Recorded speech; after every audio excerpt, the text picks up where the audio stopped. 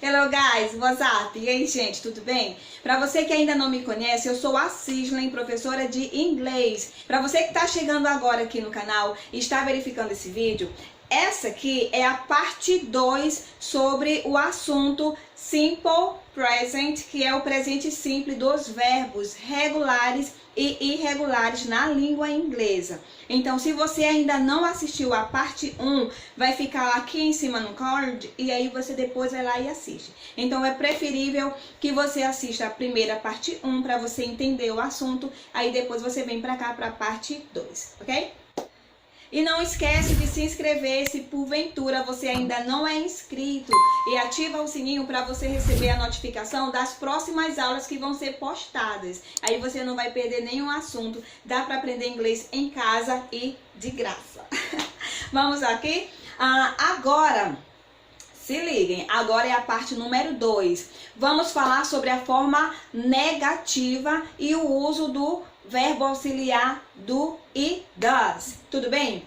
Só pra gente lembrar, na forma afirmativa que eu expliquei no vídeo 1, na parte 1, nós, quando conjugamos um verbo no presente, nós alteramos o verbo na terceira pessoa do singular, he, she e it. Nós vamos colocar o verbo como se ele estivesse no plural, ou seja, para he, she ou it acrescenta s, es ou is de acordo com a sua terminação, beleza? Lembraram? Agora vamos para a forma negativa. Agora vai entrar a parte do auxiliar. Quando nós negamos uma frase em inglês no presente simples, nós precisamos usar o auxiliar do ou das. E para que você entenda qual pronome pessoal vai ser usado, veja bem aqui. Ó. Pronomes pessoais, lembram? Pronomes pessoais na língua inglesa. E eu vou usar o auxiliar do presente do para esses sujeitos aqui.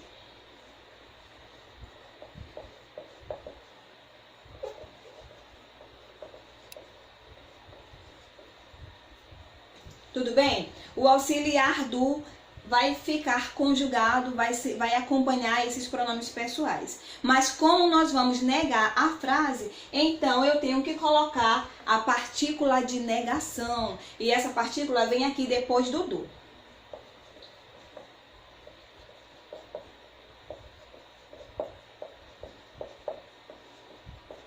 Ó, veja bem, se eu quiser falar não no presente simples, eu não posso apenas falar a palavrinha not. Se eu fizer isso, eu vou falar errado, gramaticalmente errado. O correto é eu usar o do com not. Eu posso também usar a forma contracta, que é juntar o do com not, e aí vai ficar don't, don't. Tá bom?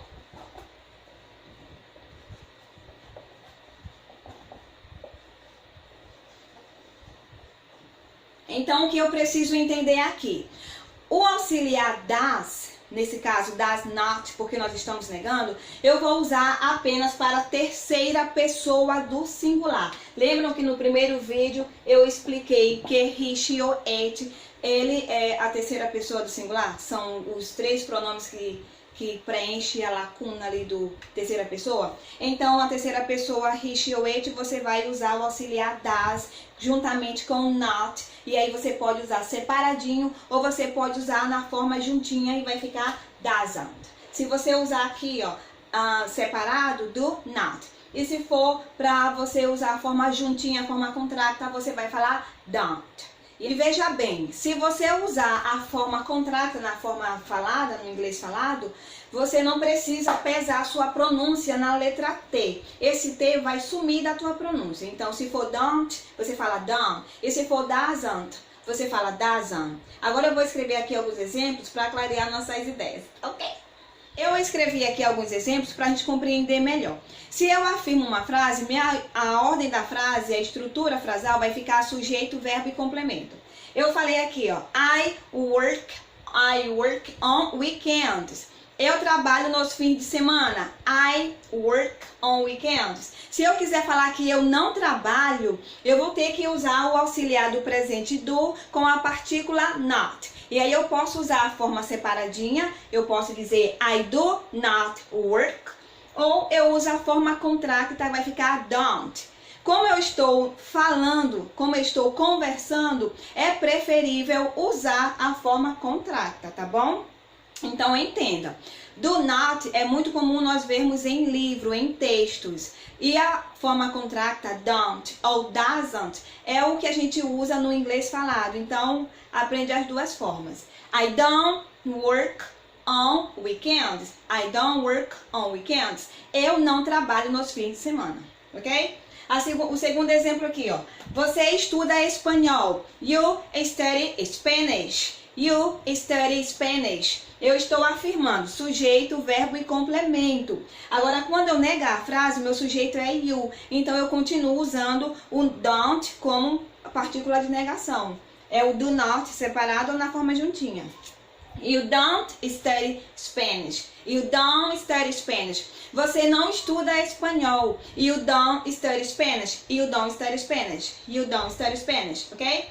Agora a última aqui, eles comem peixe. Eles comem. Eat é o verbo comer. Eles comem está na afirmativa e se eu quiser fazer a forma negativa, eu coloco don't para negar a frase. Então fica they don't eat fish. They don't eat fish. They don't eat fish, ok? Veja bem, deu para entender até aqui? Por enquanto eu só coloquei a forma do don't. Agora vamos para a terceira pessoa com a forma do doesn't, tá bom? Certinho? Se quiser você pode até anotar esses exemplos e criar outros exemplos também. Agora vamos entender a forma negativa para a terceira pessoa do singular. E aí você lembra que terceira pessoa é he, she e it. Então nós vamos usar o auxiliar does mais o not. Ou então você usa tudo junto e fala doesn't, ok? Tem alguns exemplos aqui. Vamos entender então. Eu coloquei aqui na forma afirmativa, he eats tomato, quer dizer, ele come tomate. Observa que o verbo tem um S porque está na afirmativa. He eats tomato. Quando eu negar essa frase, eu vou ter que usar o auxiliar does ou does com not ou doesn't. Vai ficar he does not ou he doesn't eat tomato. E bem aqui tem um mistério. O que vai acontecer? Na afirmativa, o verbo está modificado com um S, como se fosse o plural. Na negativa, ele vai perder esse plural, vai perder esse S, ou IES ou ES, de acordo com a terminação dele. Então, se eu negar uma frase, eu vou usar o auxiliar doesn't, e o verbo perde o plural, ele vai voltar para a forma base, ou seja, ele vai voltar para a escrita dele normal, sem modificação de S, ES ou IS. Tudo bem? Próximo exemplo. He carries her bag. He carries her bag. Ele carrega a bolsa dela. O verbo aqui, carregar, na afirmativa, está alterado com IES, porque o verbo na forma original termina com Y. Então, se eu afirmei, o verbo está modificado com o plural e quando eu negar, ele vai perder este plural. Ele volta para a escrita sem a modificação, ó. Se eu falo, ele não carrega a bolsa dela, e fica he doesn't carry, sem modificação, ó. He doesn't carry her bag. He doesn't carry her bag. He doesn't carry her bag. Ok? Se você estiver anotando alguma coisa, coloca a sua observação aí. Na forma negativa, eu uso o doesn't para he, she ou it e o verbo vai perder o pluralzinho lá do final. Vai perder o S, ES ou IS. Outro exemplo aqui, ó. She lives in London. Ela mora em Londres. She lives in London. Eu estou afirmando, o verbo tem um S. Agora, quando eu nego a frase, eu uso auxiliar doesn't ou does not. E aí vai ficar she doesn't ou she does not live in London. Observa que o verbo perdeu o S. She doesn't live in London. Então, se você estiver anotando, você pode colocar uma observação.